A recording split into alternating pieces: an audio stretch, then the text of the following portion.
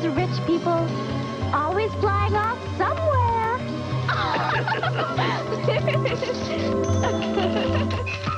Hey everyone, welcome to the Vegan Vanguard. It's Mexie. I'm taking the reins from Maureen this week. And this week we have the wonderful and brilliant Becky Ellis back on the show. If you remember, we had Becky on a while ago to talk about the sobering implications of bee decline and what's going on with all of our pollinators and how that relates to our horribly unsustainable capitalist agricultural production system. So excited to have Becky on the show to talk about permaculture for post-capitalism. But first, I want to shout out the patrons, the new patrons this month. Thank you so much to Franco and to Marius. Your support really goes a long way. If you'd like to support the show, you can become a monthly patron donor on patreon.com/veganvanguard, or you can toss us a one-time donation via PayPal on our website at veganvanguardpodcast.com. And on that note, I also want to shout out Hayden for giving a very generous one-time donation via PayPal. Thank you so much, Hayden. So Becky is a PhD student at the University of Western Ontario, and she's just started her own podcast called Permaculture for the People, which is awesome. I would definitely recommend people check it out. It's anti-capitalist and it's all about permaculture, which is super interesting and something that I think we really need to start thinking about on the left. So Becky, I guess, would you like to introduce yourself and your podcast and what you're planning on talking about there? Yeah, so my podcast, Permaculture for the People, is about building an anti-capitalist permaculture movement and also about creating a kind of medium that we can think about post-capitalist possibilities. I think that's really needed for like people on the left, and I think that's also needed in permaculture circles as well. And there's some overlap between those groups of people, but personally, I don't think there's enough. And I also think that both can kind of lack imagination for like thinking about how do we want post-capitalist societies to look like? Like, what are we actually fighting for when we want to create a new world? What is that going to entail? Yeah, absolutely. Listeners of this show will know that Maureen and I are also on this kick of being really excited about imagining and about reclaiming creativity and about reclaiming the ability to dream the future together. Yeah. We did a podcast about pleasure activism. If you haven't listened to that, check that out. But yeah, this is something that we're really interested in, is actually doing the work of imagining and not just, stopping at, oh, well, what do you want society to look like?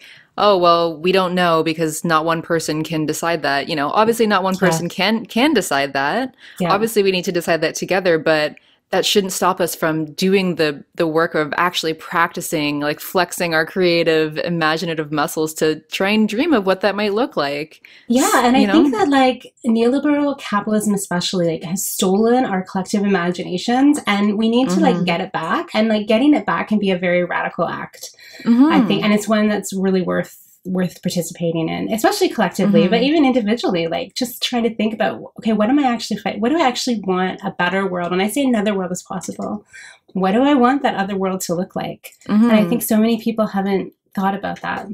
No, yeah, it's like, oh, we'll figure it out after the revolution. It's like, well, I think we should have some vision, even if people think it's utopian. We should have that vision that we're marching towards, right? So yeah, and I think a lot of permaculture people, they think about it in terms of crisis. And so they think like there's been a huge crisis, everybody's dead but a few people, and so how are we going to rebuild? And that's not like using your imagination. Right. Just like accepting everything's terrible, and so how are the few of us that survive going to make it? And that's not what I mean when I talk about imagining post-capitalist possibilities. Right, yeah. We talked about that a bit in our pleasure activism episode, just this idea of urgency thinking, because that'll get you into the same kind of mind frame as kind of this capitalist ideology where everything's based on scarcity, right? Yeah. So, yeah, we want to move away from scarcity thinking or even kind of disaster thinking and have more imaginative positive visions of what we want to see. Yeah. So I'm very excited to have Becky on the show. Thank you for joining me. Thank you. Because I think this is really important. And I don't actually really know what permaculture is. It's a term that I hear a lot, but I don't actually know what it is. So I figure, let's try and flesh this out. So could you explain just basically what is permaculture? Yeah, so in a really basic starting point is that it's an ecological design system that seeks to transform human societies in ways in which they kind of cooperatively exist with natural ecological ecosystems. So, the easiest way to define it is that it's an ecological design system transforming human societies so human societies can coexist with ecosystems. And some people leave it at that as a design system.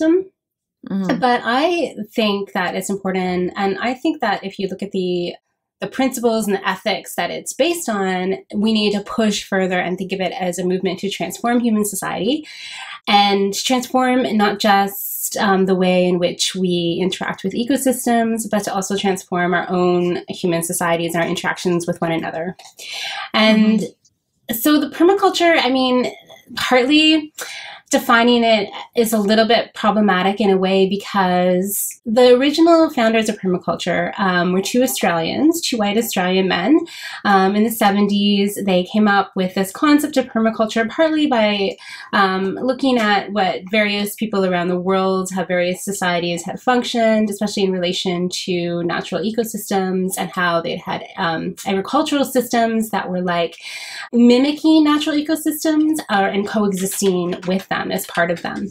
And so they partly took ideas from people all over the world, especially a lot of indigenous people and people in the global south, and put those ideas together to create this concept of permaculture. They created like a set of principles and kind of a set of ethics. And it's when you like read their work, it makes it very digestible. But the problematic aspect of it is that it's not like they pull these ideas out of nowhere. They got them from other people, and that's not always credited enough in permaculture circles as well. So I think it's really important to say, David Holmgren and Bill Mollison created the concept of permaculture, but they got these ideas based on like thousands of years of practices of all sorts of different people all around the world. And that, it's really important to think about crediting those people and also making sure like we are clear that permaculture isn't like completely reinventing the wheel, that there are lots of people doing these types of things. And they're just kind of trying to apply it to they were trying to apply it to like Australian society in the 70s type of thing. But, there's lots of people who have done similar things, and there could be other ways. There, of course, are other ways to do things.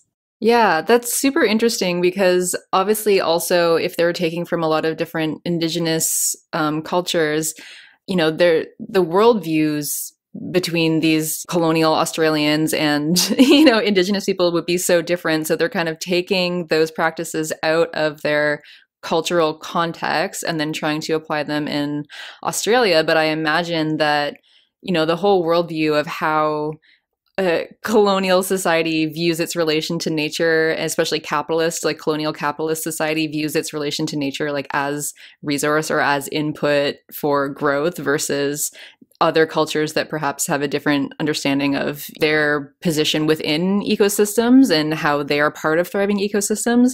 I just find that interesting because I'm sure making that translation,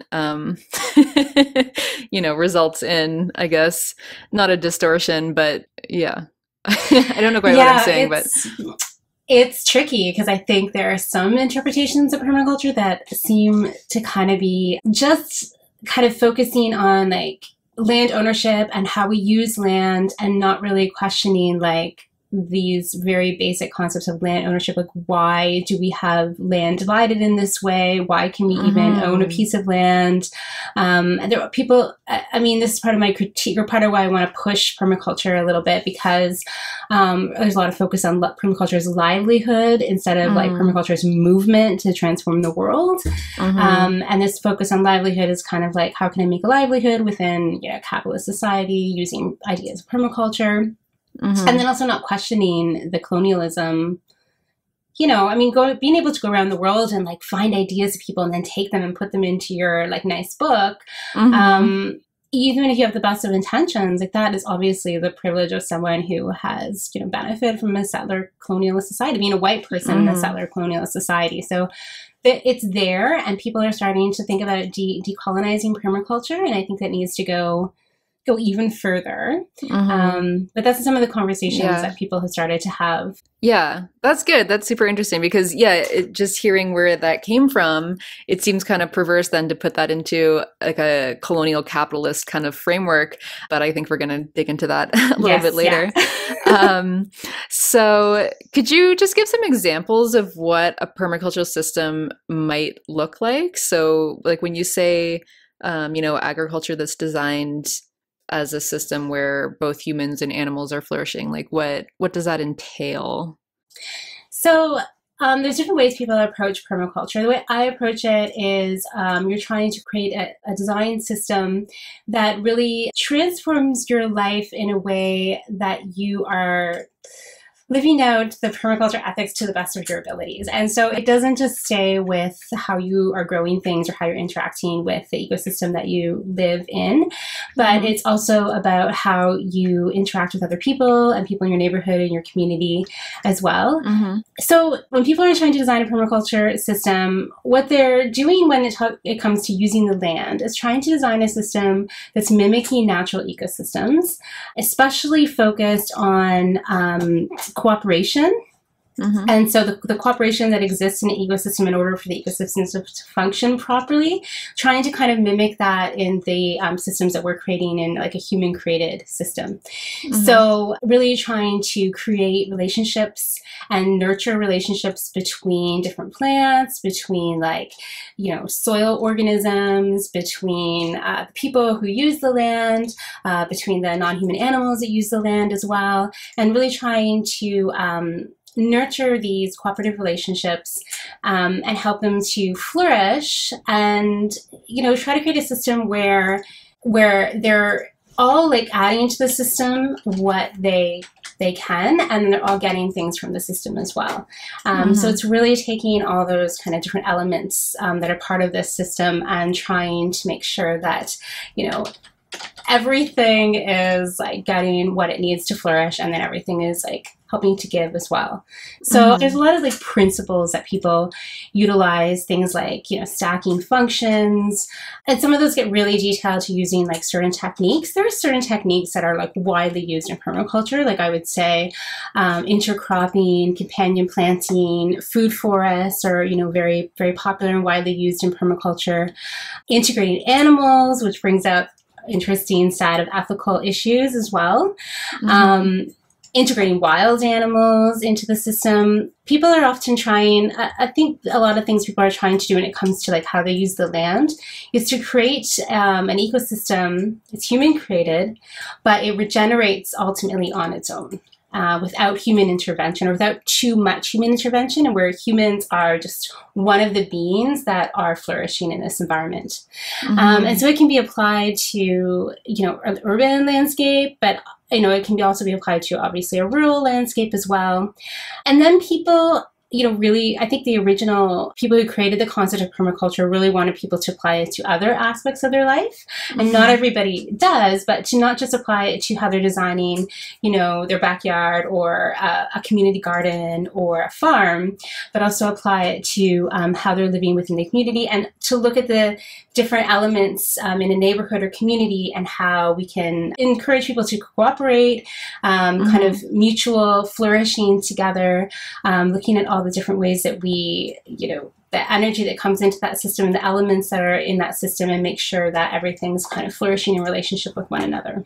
That makes sense. Yeah, it makes sense. I'm just trying to like picture what people are creating, but I'm sure it's really, varied depending on context and what people are, working with or working towards, right? Yeah, it really varies. I mean, unfortunately, a lot of it is land-based, and it really varies according to the access people have to land. And the only reason I say unfortunately is because, access to land is, really important topic, but it's something where not everybody has access to land. It's very political. It really is very racialized, gendered, whether you have access to land or not. In cities, it's one of the biggest things standing in the way of really, I think, amazing projects and initiatives. So sometimes people are like kind of don't have the access to land that they would like, especially in urban settings. And so it becomes kind of something that they do in their own spaces. And so I really just I'm trying to encourage people to think more about bringing permaculture into community or communal spaces, especially in thinking about common spaces and like recommoning spaces, especially in urban areas, and how we can bring kind of permaculture ideas, principles, and ethics into those spaces. But I think a lot of people are kind of forced or just find themselves applying it to their own private spaces, regardless, it could be their backyard, or it could be, a home and a balcony that they have, but not really able to access these communal spaces. Yeah, I'm really interested in recommoning also. Maybe that's something for a future podcast. But you mentioned that there were some permaculture ethics, so I was wondering if you could just explain what the ethics are. So the permaculture ethics that should guide everything that a permaculture practitioner does is care for earth, care for people, and fair share.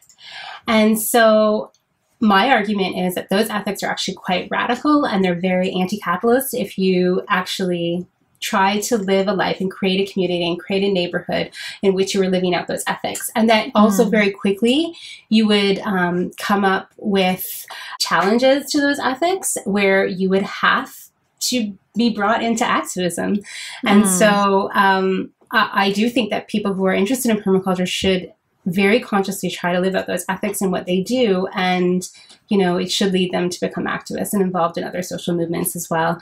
But when for example, if I'm thinking about, we could just talk about my backyard for a second. It is my own, like a private space. But when I'm thinking about those ethics, so, if I'm going to put in a new garden plot into my backyard, thinking about those ethics and thinking about what everything I'm going to do needs to care for the earth and the beings that use it. So I need to think about the animals and the insects, the birds, of course they're all animals, but they use that space, and how I can create a space that they can also utilize. Think about, especially about creating a space where the soil is healthy and regenerating. And then I also think about the things that, in terms of care for people, that, that I want to get from this space, whether it's food, and to kind of think about how that can work with other systems, like the larger food system. So, sometimes it's like, what can I grow that I can't get in ethical ways otherwise, or that I really like to grow, that people really like to eat, and that, I can't buy from my farmer, or I can't buy at a farmer's market, or it's too expensive, so we never end up eating it. Or what can I grow? I've become really interested in the idea of like a medicinal food forest. So I've been thinking a lot about what I can grow that I can use to, make something for my family if they've got colds or fever, flu or something. Fair share is where it gets very tricky, I think, in terms of if you're just looking at your own private space. I interpret fair share as sharing the abundance and beyond your own family. And so thinking about that and thinking about how can this space, so for me, I think a lot, I'm not able to always put it into practice because this PhD gets in the way of all these other ideas. But I think about how can I use this space as like a learning space? How can I invite the community to use this space? It's tricky when it's your own backyard. How can I share things with people? I do that immediately with like my little free library, but I'd like to make it even deeper and kind of live a life based on cooperation and sharing. And so I often am thinking about that, even if it's my own garden, like how can I use this in order to like, bring this to people, or to like in some way aid my activist community. That one can be trickier, like I said, but yeah.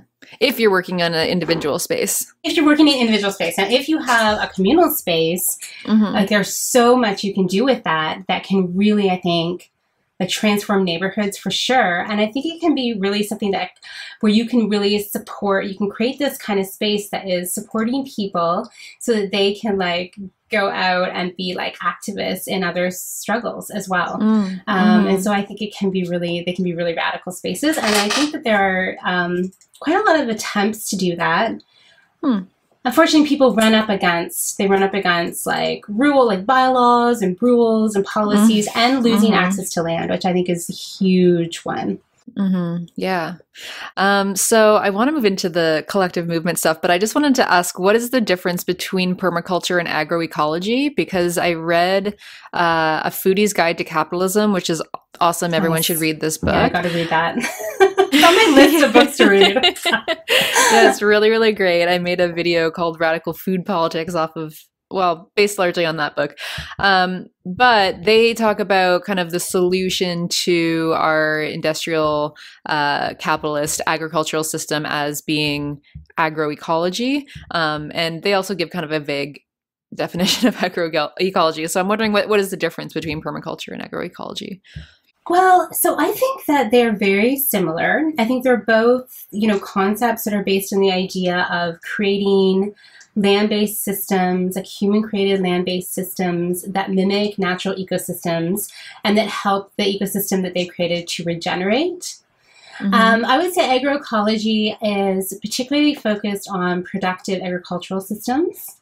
Permaculture can be. Partly the difference is a little bit the scale. And I think that partly agroecology, some of those principles and the movement itself is kind of used on a larger scale, and permaculture doesn't tend to be on that larger scale. There's like a few larger farm operations, I would say, that try to utilize permaculture methods, but it gets a little harder. There's a lot of focus on like a regenerative system, like a food forest, and those things aren't necessarily super productive compared to like more conventional practices. So I think partly it's a difference of scale, and they have just a different, slightly different set of principles. But I think the main difference is that permaculture is really interested in transforming people's social lives as well. And so agroecology, I think that they are like sister movements and should totally consider themselves sister movements. But I think that agroecology is not necessarily concerned with like also transforming the way that the humans are organizing themselves. And I think permaculture it should be. It's not everyone's interpretation of it, but I think the interpretation of it that really gives it any like weight and power and any ability to transform the world is the part of it that is talking about like social permaculture and how we're going to create human communities based on cooperation, based on flourishing of all people, based on sharing, things that go very much against capitalism. And I think that that's an element of permaculture that should be front and center in all permaculture projects and initiatives. Okay. So I guess that also kind of leads into this idea of permaculture as a collective movement as opposed to just an individualist practice. Because as you said, if you're trying to follow those principles, it becomes difficult if you're just doing that on an individual basis, right? Yeah, and I think that ethics, like if you're trying to live out the ethics, it becomes almost impossible if you're doing it only on an individual basis, especially that last piece of fair share. And people try to reinterpret that last piece in ways that kind of fits into a more individualistic framework. Yeah. But I think that last piece is really exciting, and that's a piece that allows it to be something that can transform our society. And if you're concerned with the earth or you're concerned with other people, like why wouldn't you want to completely transform the society in which we live in? So, interpreting that last piece so that it doesn't actually mean creating a, radically different society based on cooperation and sharing, I think makes kind of the whole project kind of pointless. So what type of society we'd have to have, what would have to change in order to live out those ethics? And I think that it automatically means that we have to start to focus on collective projects. We can't just leave it at, I happen to own a home and have a backyard, and so I'm going to do these wonderful things in my backyard, or which something that I think can be even worse is, oh, I've just bought 100 acres or, oh yeah, 80 acres. And that's something probably anybody these days can do. Like in North America, buying land is incredibly expensive. Small scale organic farmers have been like losing access to land like crazy. And, in other parts of the world, for permaculturists, especially from the global north, to go to other parts of the world and buy up land is, I think, incredibly problematic. And so I think we really need to focus on collective projects, ones that are not for profit in any way, and ones in which, there is active social permaculture going on. So people are actively trying to think about building relationships between people that are based on, justice, fairness, equality, and cooperation and sharing. And so, but I think in like cities like Toronto, for example, I think that part of it is people trying to reclaim the urban commons, trying to push back against privatization of public spaces, whether it's like actual privatization, like actually in my city of London, Ontario, there are these spaces that are like these private-public partnerships. And so one is like this market. And you think of the market as like community space. If you gather there, there's a farmer's market. You can sit in the market for hours, drinking coffee. No one bugs you. You're not expected to buy anything.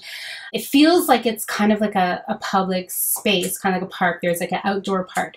But as soon as somebody organizes a protest on that outdoor part, suddenly security guards come and tell you it's actually technically private, and you actually you don't have freedom of assembly or expression here, and sometimes people are pushed onto this little sidewalk. So it screws with people's mind. People think this is a public space, and there's like city councilors and the board of directors, like it's this partnership between the city and this other private entity, and it's like a non-profit, but as soon as people are exercising their democratic rights, it just seems like you're at a mall, basically. Yeah. And so I think like pushing back against those things, those initiatives, defending the public sphere, I think is really important, especially the right of people living in a neighborhood to have a really fundamental and democratic say over what happens in the things in their neighborhood, like the community centers, the parks, and to kind of transform those spaces in a democratic way in which people can fully participate.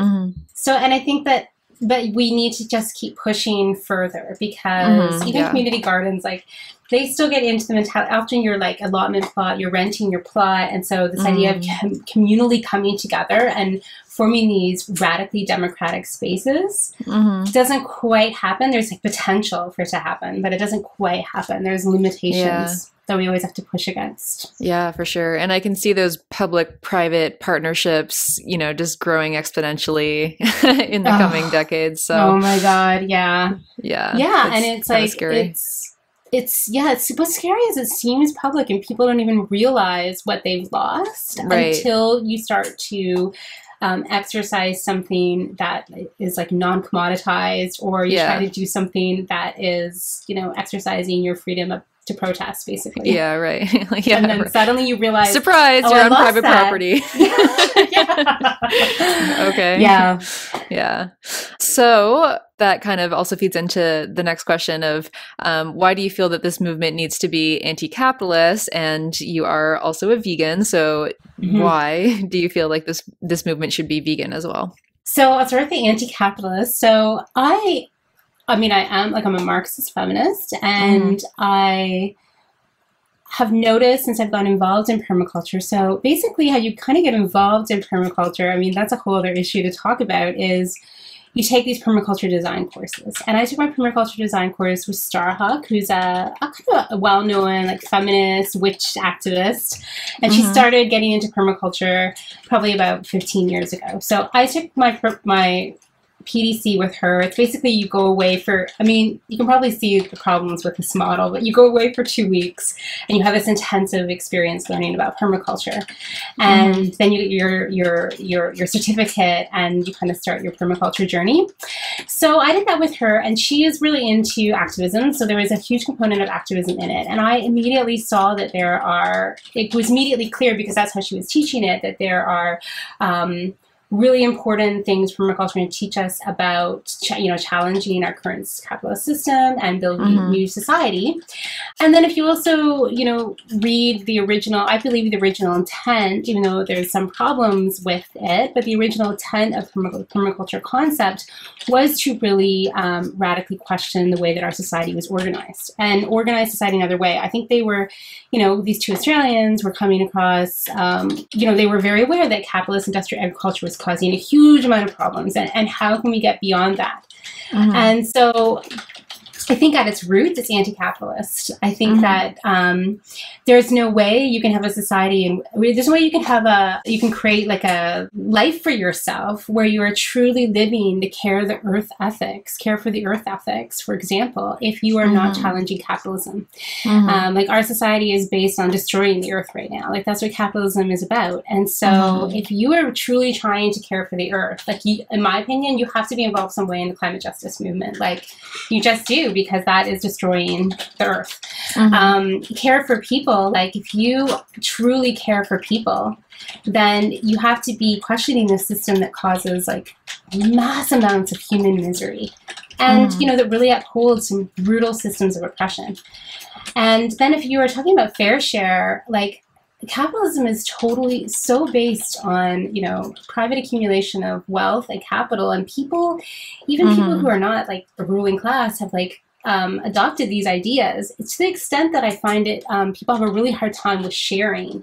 They just, if you share with somebody who's like a stranger, they're suspicious. They're not sure if they should actually take it. It's just very unusual, I think, in North American culture, at least, like Canada and United States. I think in other places in the world, sharing is still a very normal part of everyday life. But sharing beyond your family is I think a strange thing for people to do. I don't think people do it very much. And the whole idea of the sharing economy as being these like for-profit tech corporations that have created these apps is so like sick, because that is in no way sharing. Like people are just hustling. That's just a hustling economy. People survive under capitalism. Right. And there's no sharing involved in that. You're paying for like what's being shared. Yeah, nothing's being shared. Yeah. And you know what? The Airbnb thing, for example, it took away, I think, from this, like, there was this kind of sharing, like, couch surfing, where if you were, like, traveling, I think it might have been called couchsurf.org or something. And people, that was more like actual sharing. Like, hey, you can sit on my couch and I'll meet someone. This is like a monetary transaction, and you're commoditizing like all parts of your life. It reminds me of like, if you read like The Christmas Carol, like a Charles Dickens book, and it's like, women are cutting off their hair. I guess it happened in like Little Women as well. Like she cut off her hair to make money. It's like, it's really grim.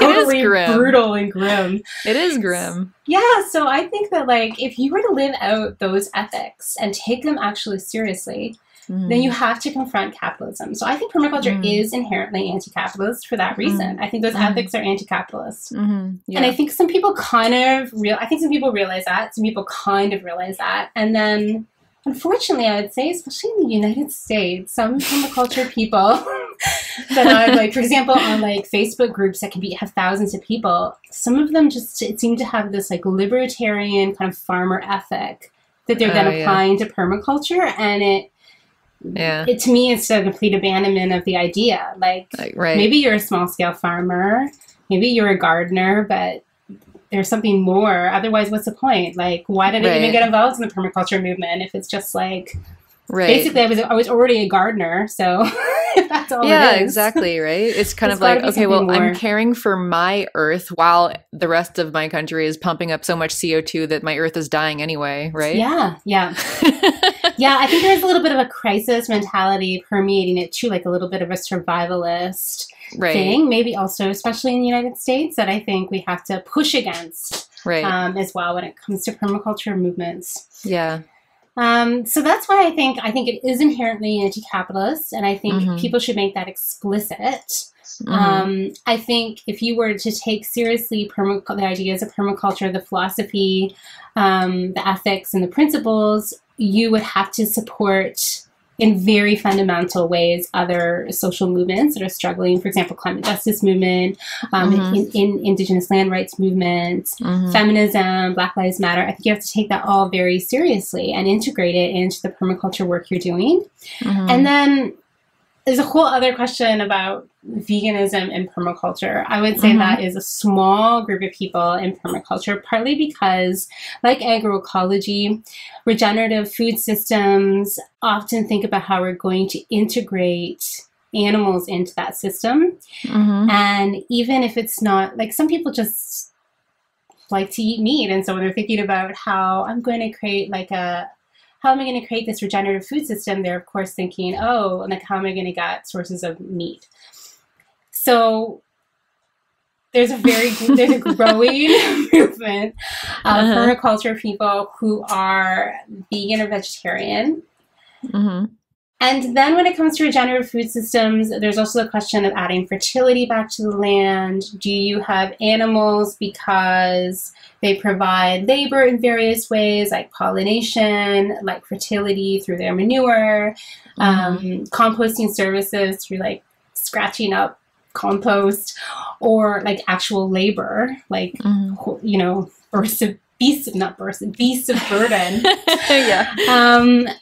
And so a lot of people in permaculture have just taken it for granted that, of course, we're going to have domesticated animals that we're going to, live alongside of.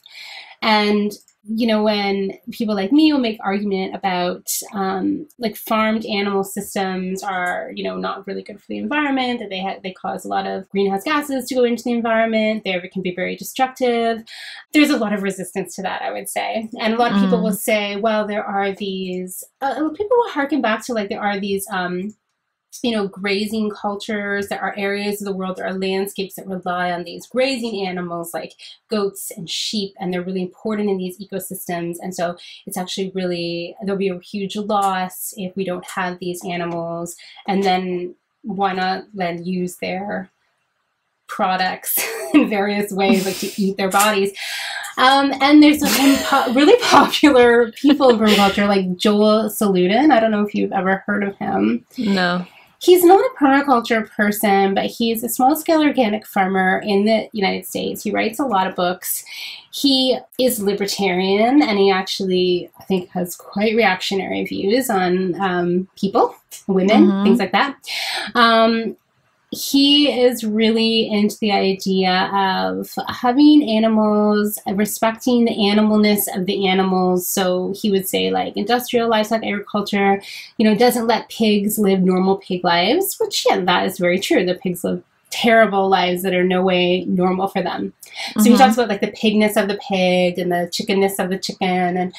But he also, of course, has these animals that he slaughters, and he will just say, well, they just have one bad day. And I think that's a really common refrain here in permaculture, just one bad day. One bad day. Just one bad day where they're slaughtered. But you know what? And they never talk about the trauma of taking, like, babies away from their mothers. That's never included in the one bad day. Right. It's just they're talking about their slaughter.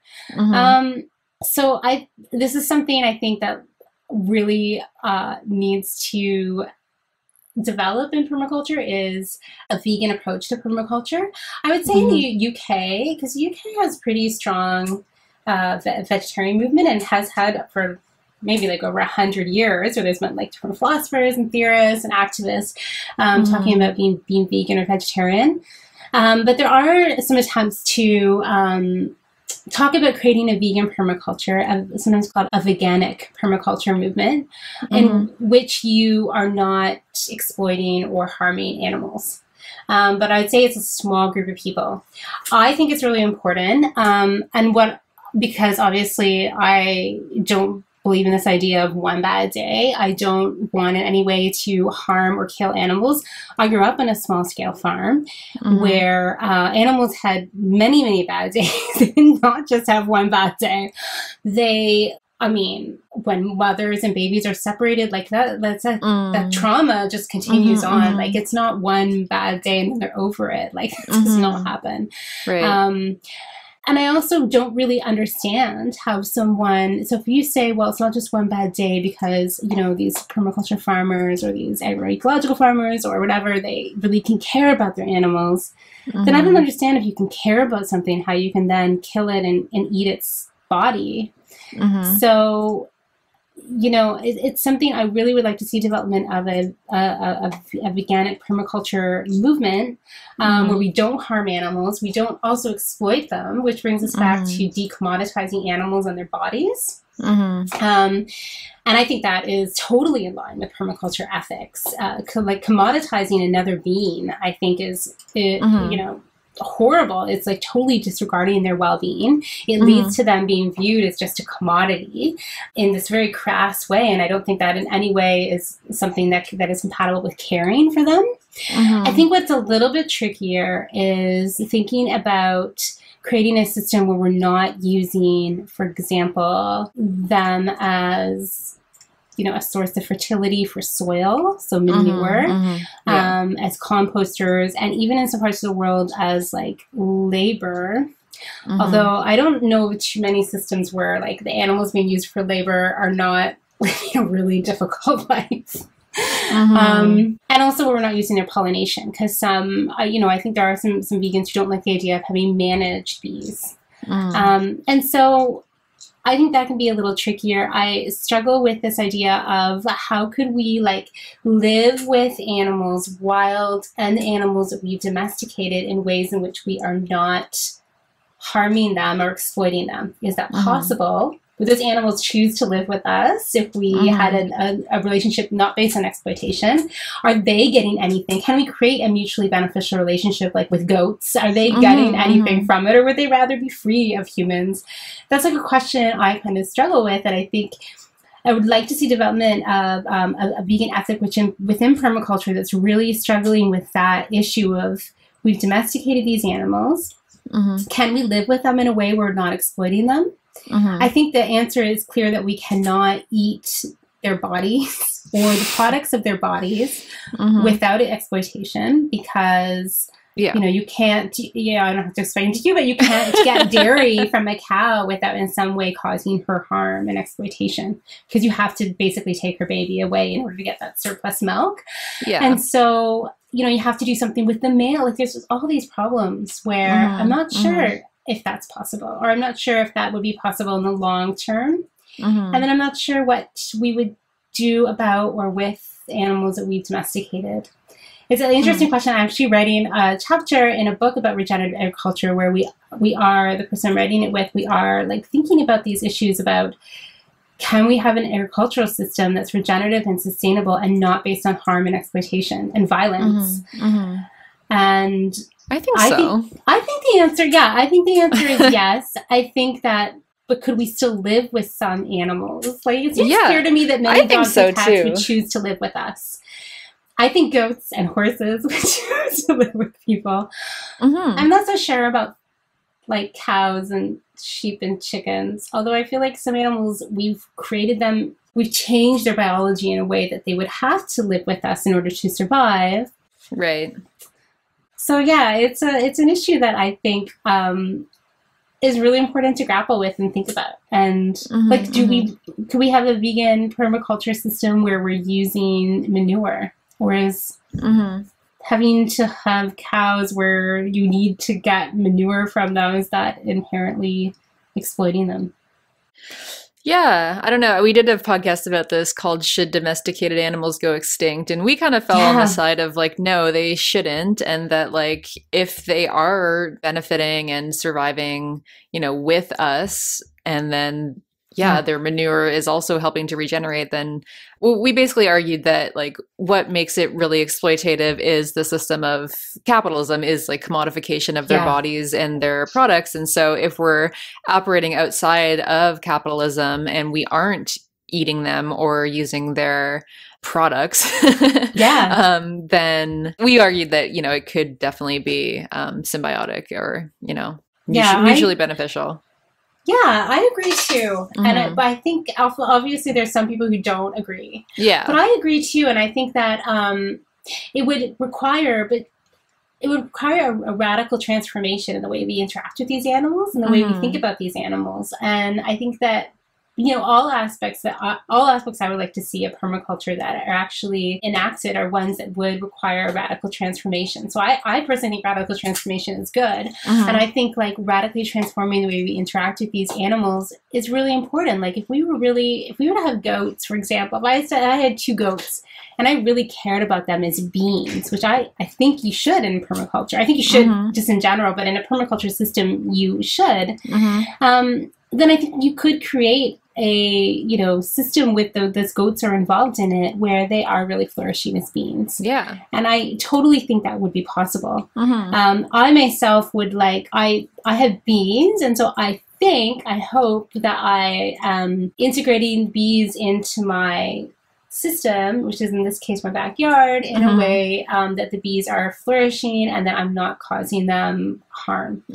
And that means that I always when I do beekeeping stuff, it's like so different when I talk to other beekeepers. Like they're not necessarily thinking about causing no harm to the bees. They're not thinking about the bees as beings that have a right to live in relative autonomy from humans. And I think that's one of the things that we would want to see is that we're integrating domesticating animals, and to the extent possible, we're allowing them to practice agency and to live in some sort of the autonomy they want from people. I think it's clear some animals don't want very much autonomy from people, like dogs. Yeah. They don't want any. But, you know, some animals want more. And cats are a good example of that too. And I think some of the domesticated, quote unquote, farm animals, you know, some might have a more aloof relationship with humans if we had one based on their flourishing and our flourishing. And I think some would want to be fully integrated and would really do enjoy the companionship of humans. So I think I keep talking about goats, but I think goats are this animal that really enjoy the companionship of humans. And I think that they would choose, and, you know, to be around humans. So vegan permaculture is in its infancy, I would say, in development. And a lot of permaculture people are kind of hostile to veganism because they think that integration of animals is really important. And, you know, honestly, they don't want to give up eating meat, which we see with a lot of different people. They just don't want to give that up. We see that with 99% of the population. But I think that makes sense in terms of, you know, the ethics of permaculture, A, being inherently anti-capitalist, and B, you know, especially also the caring for the earth. You know, we know the ecological impact of raising animals for meat consumption if you are trying to feed a lot of people with a US kind of meat-centric diet, right? It's impossible. And this idea of the grazing animals, they're talking about landscapes some prairie ecosystems and also some mountainous regions and that. But those are that's not the majority of ecosystems that exist on Earth. So, you know, you're really talking about little areas of the world, really. And, you know, that doesn't mean you have to then kill them and eat them. Exactly. You can have goats and they doesn't follow. Be really good. That doesn't mean that you have to eat them. Or milk them or whatever. So I think it's totally in line, but I don't think it's practiced very much. It's a new thing. So hence the importance of building this anti-capitalist vegan permaculture movement. yes, very important. And also some of the practices that are really common, building up soil fertility. People use manure, and that the manure that's sold at any garden store, it comes from the industrial agriculture system. It is not coming from someone who loves their cows, treats them and lets them be a cow or anything like that. It is coming from, and so all those, not just it's coming from animals that are living in misery, but all the things all the chemicals that are used, antibiotics, the things that are in their poop and their pee is all getting into your garden. So I think there's some things permaculture people should reject right now. And one should be commercial manure. Which I think is really, everyone really should common. Reject that. Everyone should reject commercial manure. I didn't even, I knew it wasn't I knew this manure came from a farm. and I don't like support animal agriculture, but I didn't really make the connection to this comes from a like industrial capitalist farm. Like this comes from the worst type of farm because they need like the scale. Yeah, super gross. It's really gross. Yeah. So thinking about, permaculture as an anti-capitalist movement, I wanted to talk a bit about property because as you were saying, obviously the majority of people now mostly have access to private property or no property. Yes. So how do we go about, obviously we talked a bit about the importance of doing this on communal property, but how do we go about, I guess, accessing the amount of property we would need to hold in common to do permaculture justice, right? Yeah. So land ownership, I think, is such a huge, tricky, problematic issue within permaculture. And it's one of the things I found really frustrating when I first got into permaculture because I was thinking, okay, it's an ecological design system based on mimicking natural ecosystems. You can apply it to human spaces, but a lot of it will be about how to mimic natural ecosystems in your own private space. People are always kind of basing ideas based on the idea that you have access to private space, that you can do what you want on it. And when I first got into permaculture, I was like, I think I was living in a housing co-op. So maybe, I could have done more transformative stuff there. But after I lived there, I was just renting places. I did not have any say in what happened in my space, or I didn't have any access to space at all. And I found it really frustrating to think, oh, there's all these cool things, but I can't really do it. I can't really be a permaculture person because I don't have access to land. I can't just plant fruit trees and dig them up on my landlord's land. He'll rip them out. I don't have that permission. I think that's the case for a lot of people. And I think that really limits the movement and how the movement can build, how it can incorporate people and how it can really start to confront issues of racism and classism and also sexism if you are basing it on the idea that people have access to land that they control and that they can make decisions about. So I think it's a really important issue. And then there's this whole colonialist aspect. Yes. So, oh my God, it is, I would say it's somewhat common for people to come into the ideas of permaculture and then to go to places in the global south and buy a piece of land and set up a permaculture farm. But it's actually, to me, seems more like an eco resort that other people who are kind of well off go to. And it's not something that's really giving back to that particular community that it's in. And I think that's quite common. You will see advertisements, there's some permaculture magazines that you'll see advertisements for, people's permaculture design course in Belize or Costa Rica, where it's people from North America, Europe, or Australia often, who have bought up this land and, now people can come pay thousands of dollars to come for a permaculture design course. So not only is it really limiting the people who don't have thousands of dollars, but it's how is it different than just going and buying a hotel and making a little eco resort? It doesn't seem that different to me. Yeah. And I think or that's just problematic. a capitalist land grab where you have industrial agriculture grabbing land and then evicting everybody, primitive accumulation. Yeah. And I think that happens. Yeah, it is so. It makes me really angry. I think it happens a lot. There was this one magazine article that in a permaculture magazine that was talking about these guys, and they were from the US and they went to Paraguay and they opened up a yerba mate, am I saying that right? Yerba mate? Kind of farm thing. And now they were selling these products, and it was all permaculture in there. They were selling these products back to people in the United States. And they were saying, oh, this is an interpretation of the third ethic because it's ethical capitalism or something gross. And oh my God. How is this just not land grabbing? It's just commoditizing this land. It's taking something, yerba mate, which was it's just taking this there's this superfood, there's this tea, I'm just gonna market it to people who pay a lot of money at Whole Foods for it. How is it? It's so gross. Selling isn't sharing. Yeah, selling is not sharing. And they have this we're giving back to the community in this, and it just seems like a gross development project in a way where it's not really giving back to the community, and that's just kind of a a joke to make them feel better about what they're doing. And they're obviously making money off of this, like a lot of money. Yeah. So I think there's some really problematic issues about land access. I don't think there's a lot of people questioning, like, when they have access to land, questioning what it is about them that gave them that access to land. Is that right? Is that something that they should be just, celebrating? Or is that something that they should be questioning, thinking critically about, and kind of trying to do something different with? So land is a huge issue and problem, I would say, within permaculture. It limits the people who can participate, and it also can be very oppressive. I think we need to move beyond this idea of private ownership of land, which, we still live in a capitalist society, so it's easy to say that, and then it's like, how would that actually work, Becky, within like a capitalist society?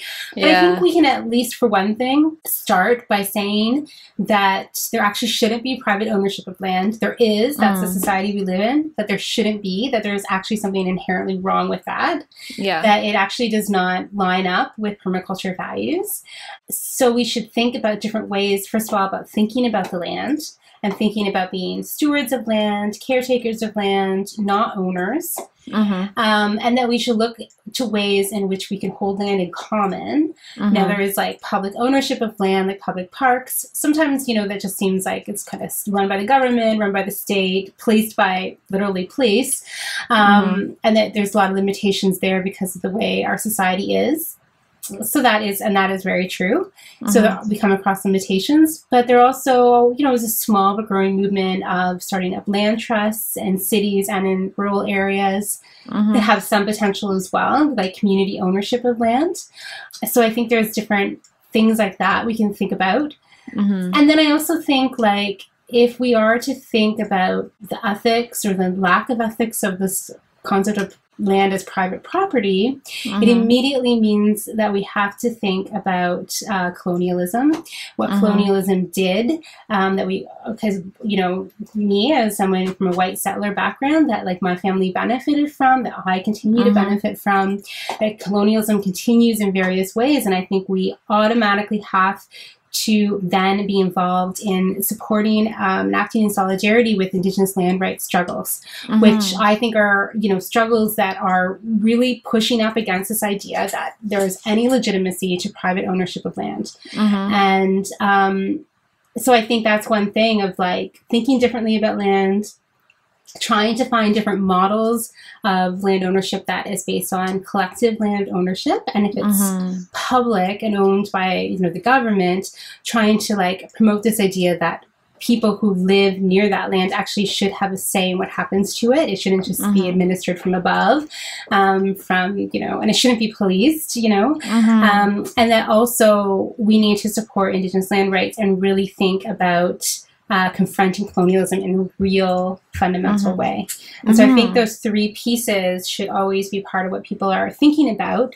And when you come across challenges to trying to think differently about land, I think it's really important to look at it as an opportunity to link up with other radical social movements and not to just kind of give up on your project or give up on your idea, but to think like, for example, we can't find, if someone couldn't find land in the city, we really need to think like really critically about like gentrification and about, racialized access to land and why that is. And so then that can like lead to different struggles and struggles that don't necessarily seem directly linked to that struggle over that piece of land, like things like rent control, which is so important in struggle against gentrification. So really linking up to other social movements that in various ways are also challenging this idea of land as ownership. There is a movement of permaculture in other countries in the world, in the global south. And I think if you want to support that, support that. That's actually coming from people in those communities. Don't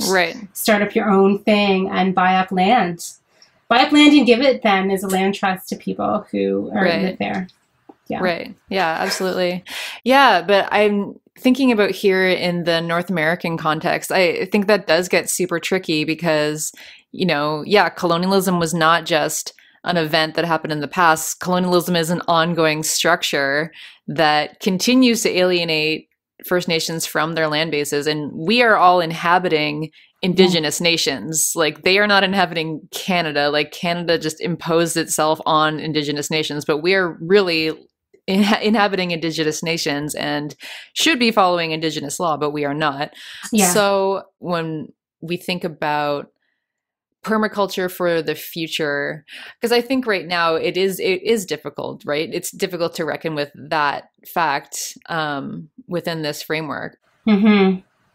I also think, like, sometimes people have this idea that they're entitled to the land that they own because they own it, and I think kind of trying to do away with that. Like, you don't have some sort of like God-given entitlement to this land. Like, it was a human structure based on like oppression, genocide, like, you know, theft, and it might be right now that you like own this land, you live here, that's fine, and you're stewarding it, but you don't have some sort of entitlement like way into the future to like have this land as yours and only yours, and we really need to drop that idea that you know, ownership. And if we were following indigenous, like the laws of the nations that we actually inhabit, then that would be the case, right? I'm working with a number of Indigenous experts in Canada working on Indigenous protected areas. And yeah, they always talk about the treaties they were sharing treaties. It wasn't like, we're going to give you this land. It's, we can't give the land to you because nobody owns the land, but we can share it with you. So we will share with you and we can both flourish. And then obviously that just did not happen at all. Yeah. Right. Yeah. But yeah. Yeah. And I think it's like, it's really important to think about. And sometimes it can be super tricky to think about how would we completely decolonize this land? What would that look like? And what would it look like if there was like real justice for the Indigenous peoples who were like killed and who, you know, were driven off land, who were lied to? Yeah. I know some people are very critical of the idea of commons because of that, because they think it's, when you're talking about commons, like, for example, people like me, you talk about the commons, that's still based on this like settler framework where you think we have any right to access this land. It's just not, we're talking individually. I think that the people who critique it would say you're talking about, you know, that you collectively have a right to this, and it's actually Indigenous land. But I also think there is this reality of like Canada and the United States, there's like, you know, hundreds of millions of people who now do live here, and how are we going to live together moving forward, and it, you know, in a way that is not based on misery and genocide, environmental destruction, and that is something that like is tricky, and I think commons is a good way to think about that, but I do also think that we need to be critical of that and think about what that would mean to decolonize the commons. Definitely. Which I don't necessarily have an answer. I don't have an answer to. I'm still working through those things. I think we all are collectively. Me neither, but I think that's something also the anti-capitalist movement needs to reckon with, right? Like, how do we envision a decolonized socialist future in Canada, in the US, and whatnot, right? So I think these are big questions that we should also be like looking to Indigenous leaders and elders to be helping us, like helping guide us, right? So anyway, I've started reading a book by Leanne Simpson, as we've always done, and that is a really good book. I just started reading it, but I think that is like reading that book for white settlers in Canada who really want to think about how to decolonize. I think people should read that book and engage really seriously with the ideas she's putting forward. So you talked a bit about, you know, linking permaculture up with other movements. Can you think of any other ways that we could unite permaculture with other social movements like feminism, Black Lives Matter? Well, first of all, there needs to be a Me Too movement in the permaculture movement. I think in any culture, any subculture where you have this kind of idea, well, I think any subculture where you have like leaders going around, you know, kind of bestowing their knowledge on other people, teaching other people. In a very sexist, patriarchal society, you can have some really fucked up gender dynamics there. And I don't think any social movement is immune to that kind of thing. And I think that it's definitely happened within permaculture as well.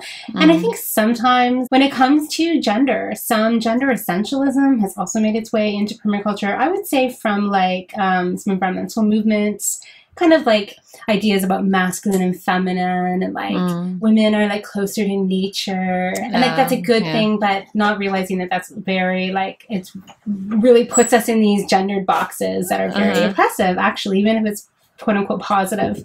I think when it comes to feminism, I think that like if we are, well, for one thing, if we're talking about care for people, we have to radically think about, you know, sexism and misogyny and how that can rear its head in social movements, how it does all the time, how we have to constantly question that. Gender essentialist ideas, I think, are really problematic, really limiting people's expression of who they are and who they want to be.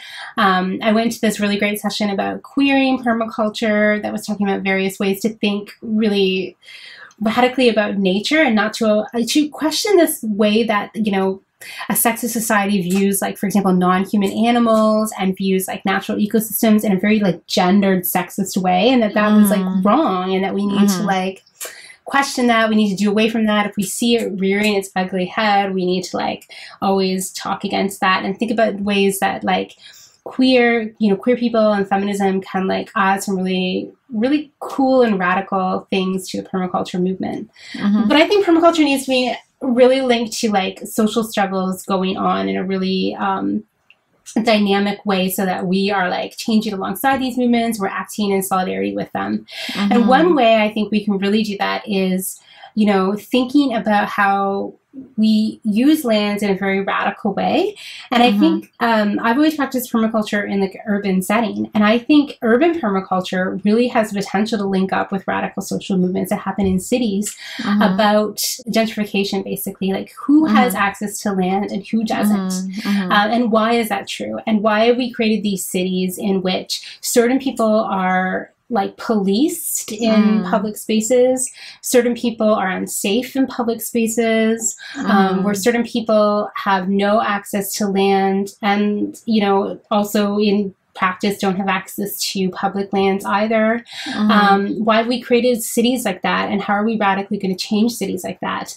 And how are we going to create neighborhoods in which everyone is flourishing, not in which just some people get to flourish, get to live in those neighborhoods and flourish, but everybody who lives in those neighborhoods also flourish. So I think it automatically is a movement that should be questioning gentrification and should be looking at the way that people of color are policed in public spaces, and also should be looking at the ways in which women are not free to just exist in public spaces without being harassed or assaulted.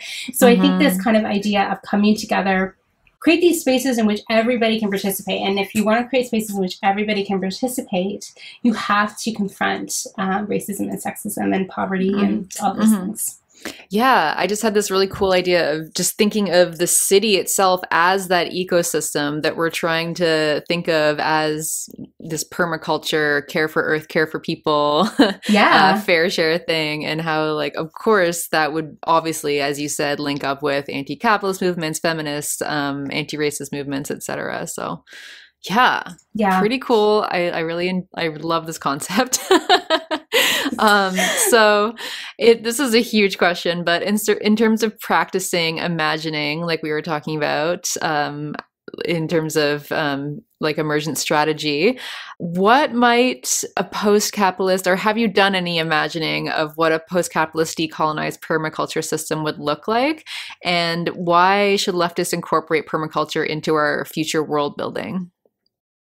So I'll start with the second question, because I think that it's really important when you're thinking about what a post-capitalist permaculture, like socialist system or whatever it might look like, to think about the things that permaculture can add to like already, you know, struggles that already exist and movements that already exist. And one thing I think permaculture can add to the environmental movement, for example, is this idea of thinking about people as not inherently negative for the earth. So I think there are some environmentalists that think that, you know, people are inherently destructive. And it's not necessarily the systems people create, but it's people themselves. There's too many people, they're inherently destructive, they're destroying ecosystems. And kind of believe that humans are like a scourge on the earth. And I think, you know, permaculture rejects that idea.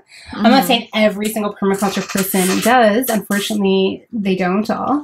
But I think permaculture as a whole, the philosophy rejects that idea and puts forward the idea that we can have a human society that is living in cooperation with natural ecosystems. And that is true. And that we can have human society that is trying to regenerate natural ecosystems. It's happened before. Most of humanity, that was true. And that it can happen again. And I think that's a really important thing that it can add to, you know, for example, deep ecology movements. Some of them just really are anti-human. And, you know, and kind of sometimes when people like that envision like how the future could be, how we kind of could save the earth in the future, how the earth could continue to regenerate, they imagine a future in which most people have died. And, you know, I think that is a really awful thing. And it's a thing that they don't necessarily acknowledge, but we know that the people right now who are suffering the most from climate chaos, for example, are, you know, people in the global south, people of color in the global south who are poor. And that is who will continue to suffer. So if you're going to like imagine this future, like, oh, the best thing for the earth would be if there was just like 100 million people on all of Earth, then what you're really imagining is that most of the people of color, especially in the global south, have died. And most people living in poverty have died.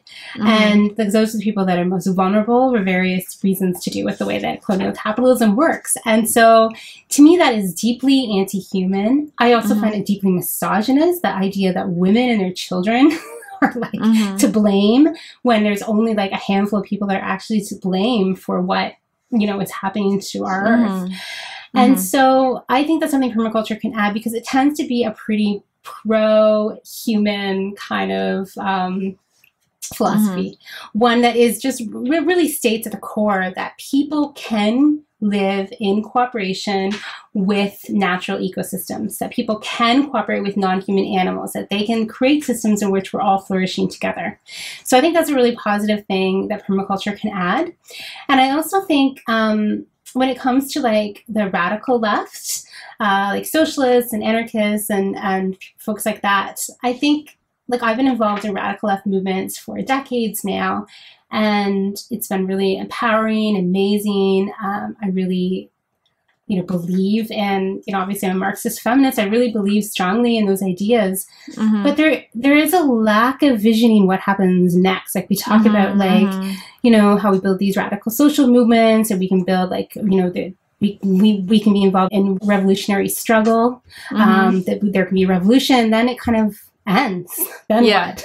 And we don't really have any models for that. Like, you know, the Soviet Union, for example, wasn't a great model of a really flourishing, egalitarian, like, society without oppression, exploitation, and marginalization. Like, and it was not a great model for humans existing in a cooperative way with the earth. I think that it was pretty destructive of the earth in various ways.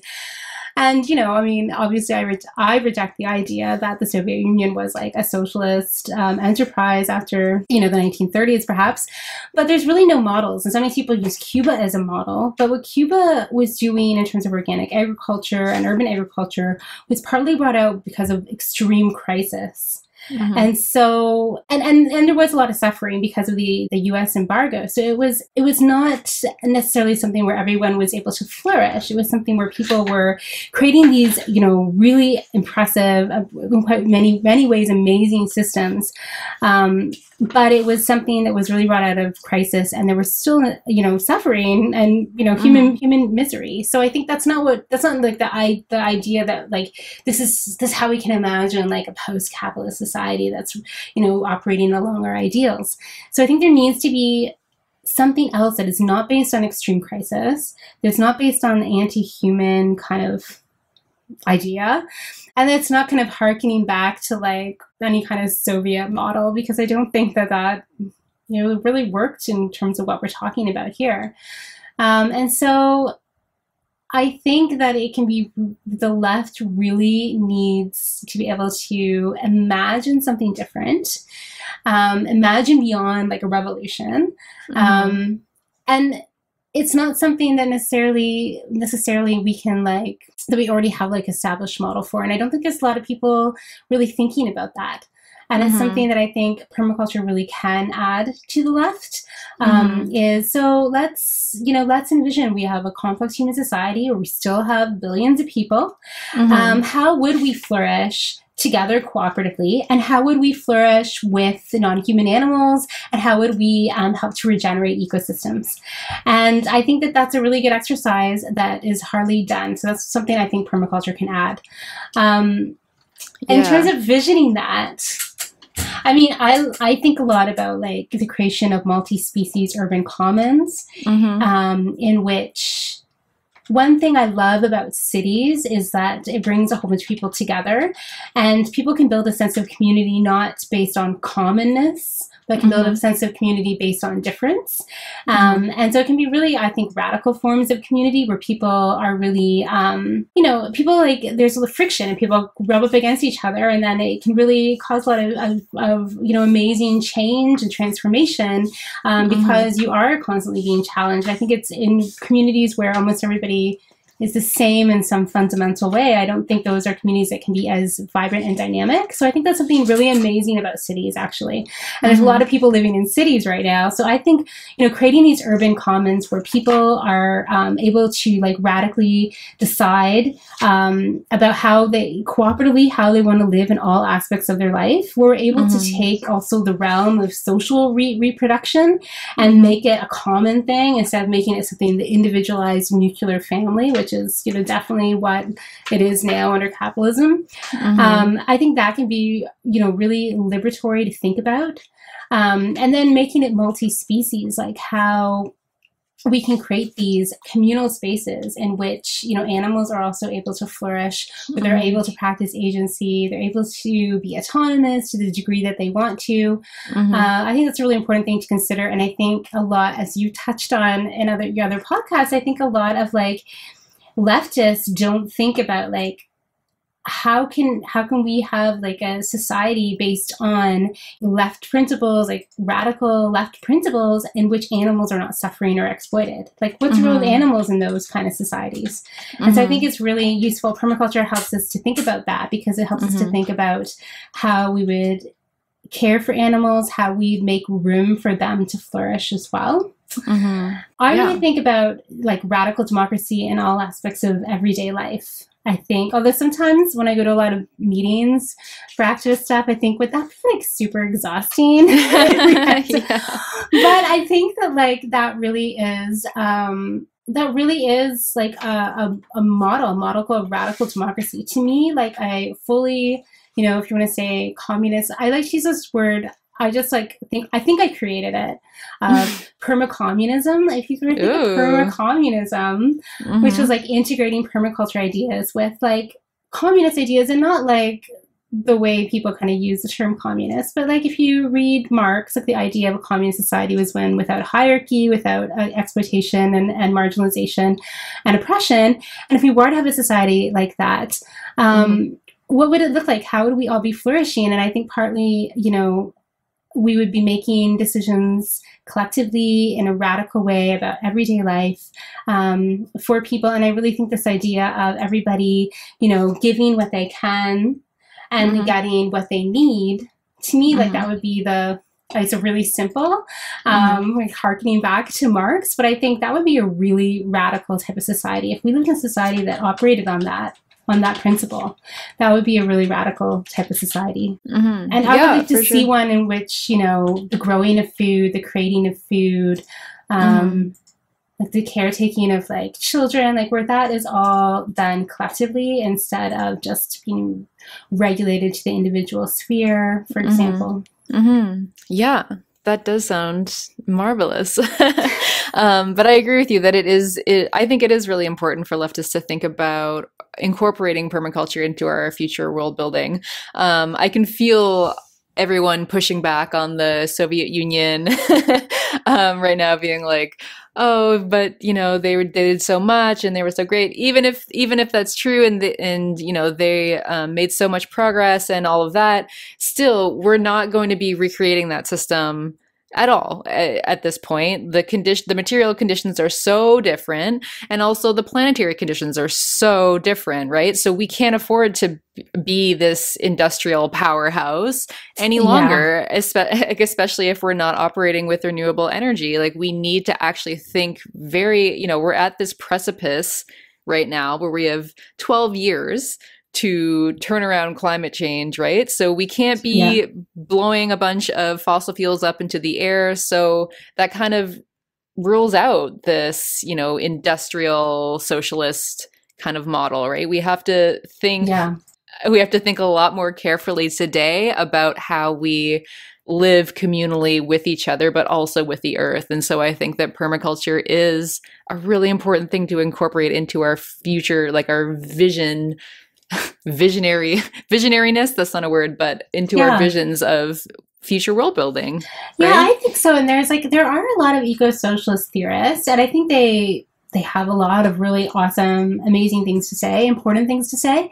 But when it gets down to it, they're not really interested in the details. And I think some people would say, well, the details that are things that we would organically decide, and when that happens. But to me, I think that you actually, for one thing, you need to give people a sense of what they're fighting for instead of something that's kind of imaginary or theory-based. You need to be like, this is a little glimpse of what we're struggling for and what we could have on a larger scale. We can't have it on a larger scale because capitalism, but this is just a glimpse of what we could have, what could be. Because otherwise, this idea, anything, another world is possible, but people can't envision that. We really need to have some glimpses of what another world might look like. Yeah, and then I think some of the models are actually about some of the things we need for a future where we are not dependent on fossil fuels requires some actual skill, and skill that is being rapidly lost, how to grow food without artificial fertilizers, how to grow food without pesticides. That's actually a skill. And to be we'll worry about that after the revolution. Well, actually, we'll need to feed people, and we'll need to have some sort of energy source. And if we have no skill or knowledge about that, that's a huge problem. Yeah. And then I think some of the social reproduction issues of how are people, if you think about the social reproduction of activists, how do we create people who are going to be fighting these struggles and building these movements and, forging ahead in a new society? We need to have structures in which people are connected to one another, in which people have their needs met in ways that are not based on exploitation, not based on women's unpaid labor. I can imagine, there being a socialist revolution and still having, women doing all this shit in very oppressive ways. And so I think we need to think about new models of existing with one another. And I think that's something that permaculture can add to, because there's this whole realm of social permaculture. And there's a lot of people thinking through how would we apply some of the principles of permaculture and the ethics of permaculture to how we interact with one another. And I think that is important for the left to think about too, and not just disregard. Yeah, absolutely. I was talking to a comrade of mine about this the other day, just this idea of, I feel like we've reached the point, or maybe it's just me, I've reached the point where I've spent my entire career critiquing capitalism. I'm all out of critique, right? I've critiqued the hell out of it. People understand my views on how bad it is and why exactly, right? And I just really feel we do need to start we need visionaries now. We need to start actually thinking forward. And we do actually have to start thinking about making connections and learning all of these things that, as you said, we don't know, right? All of my skills are in radical critique. I don't know how to grow my own food. I don't know how to do any of that.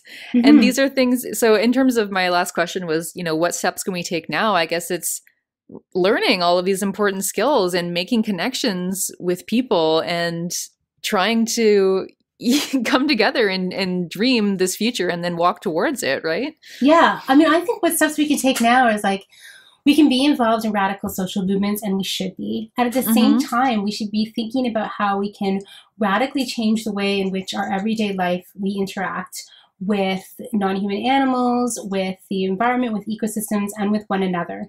And it can be something we do at the same time. And that kind of, that realm of like how we, how we live our lives should not just be in our private lives. It should be brought like immediately, like right now, as much as possible, brought in to a collective realm. And, we might not be able to perfectly do it, but, there's lots of ways we can start to do it. We can support the cooperative movement, which I think is really aligned with the ethic of fair share, as much as we can, especially workers' co-ops. I think, there's things like Mountain Equipment Co-op, which it's not like a model of radical sharing, okay? But there are some cooperatives that really are, that need support, that people can support, that give you a glimpse of another way that we could meet the needs of people without it being based on the accumulation of private wealth. I think that people can, be involved in things like community gardens, that things like that shouldn't just be, I've been involved in activist stuff where that stuff isn't considered that serious. But I think, things like community gardens, in struggles over gentrification and struggles over land access and use, they can be like really important sites for those struggles. Sometimes they are the sites those struggles happen in, like for the South Central Farm, for example, where this farm that all these people created in South Central Los Angeles was just bulldozed. Like that farm was a site of struggle because people felt deeply connected to it, and they felt like they have the right to it, even though they're poor. They don't own it. They have the right to it. Like they have nurtured that land. And so I actually think land-based projects that are communal can be a source of radical struggle, because people really feel connected to land when they spend a lot of time on it, and they'll defend it. So I think we can be involved in things like that, community gardens, urban agriculture. I think just thinking differently about when we are creating our own spaces, thinking about how we are going to create spaces in which animals and plants can flourish alongside the people that use those spaces, and they're not just spaces fully created for human benefit, but they're also spaces where we think about how we can coexist and co-create with non-human animals and plants. I think that's really important. And then I think, like, I just personally like to find everyday ways to share with other people and to try to connect with other people. And so even things that don't, there was actually this article about how little free libraries were like a neoliberal thing. And I read the article, and it was, interesting. Like, I also like to think about how neoliberalism has made its way into all aspects of our life. But I do have a little free library, and I personally feel like these everyday acts of sharing are really important. It's in like Canada, United States, where kind of sharing with strangers is something that's not really done very much. I think just sharing with people, trying to create that in your own community, trying to create spaces in which that can happen on a regular basis. Like, there's been a movement towards the creation of food forests. I think that can be a really, it might not seem super radical, but I think that can be a really radical thing. And I think people need the experience of sharing with others and connecting with others. Absolutely. I think that's so important, because that's a skill in itself, to be able to build community and share and do all of that. And we're not used to doing that, but we're going to have to. Doing that. Yeah. Well, we really have to. And we really need to create communities too that are like, I don't think we can create communities where like people have a lot of issues and problems they're struggling with. And I don't think we can solve everyone's personal problems. But we can create communities in which people feel connected and feel cared about. And I think in some left circles, that's kind of, not considered the real work of radicals, is to like create these caring communities for one another. But I think it's so important. For one thing, we don't want to create a future society in which we're just really callous to one another and strategic always in our thinking. We want to create a society in which we are caring for people. But I also think a huge part of capitalism is that people are completely alienated from one another, from themselves, from non-human nature. And I think like people need to feel connected to all those things, and they yearn for it, and it comes out in comes out in some fucked up ways sometimes, like people just yearning for that connection. They're so deeply alienated, and I think that we need to create spaces in which people can feel that connection. Yeah. And, you know, I think things like I think that some things like some community garden projects can be spaces in which people, the best ones, in which people are connecting deeply with themselves and nurturing themselves with other people and with non-human nature. And so I think spaces like that can really be transformative for people. Yeah, I love that. I'm super inspired to just go get involved in everything now. That's a problem too. Yeah, right. But yeah, thank you so much for coming on today. That was such an interesting discussion. And thank you for I having love me. this. I love practicing this, you know, visionary future, you know, future world building. I absolutely love that. So before we go, I'll link all of this in the show notes, but do you want to tell people where they can find you and find your podcast and all of your work? Yeah, so my blog / podcast is permacultureforthepeople.org. And then I also have a Twitter, which is at permaculture PPL for people. And I have a Permaculture for the People Facebook group as well. And then the podcast, so the first episode has come out, so you can listen to it. It's so good. You should definitely listen to it. Oh, thank you. There are some like technical glitches. I'm still like, I'm learning as I go. Oh yeah, no, I loved it. Thank Super you. Interesting. I really liked doing it. And so the second one will be coming out shortly, but it is available on iTunes and Google Play, and I think Spotify, if I did it all correctly. Yeah. And so check that out. I really am excited about hearing people's feedback. I have like ideas for future shows, but if people have ideas, I want to tackle things to do with like huge issues like climate chaos and things like, you know, transportation issues and the idea of, you know, free public transportation and, you know, how we're going to create like human scale communities that people can move around, but in ways that are like just, socially just, but also just ideas like I'd love to do a show about like the role of women food riots in like being a catalyst and trigger for like larger revolutionary struggles. So just, I'm like really interested in opening a lot of different issues. So I'm interested in people's story ideas. Awesome. Well, I'm super excited for the podcast. So yeah, again, thank you so much for coming on. Thank you for having me. I guess we'll see everyone in 2 weeks. Bye. Bye. Already know. Cheers.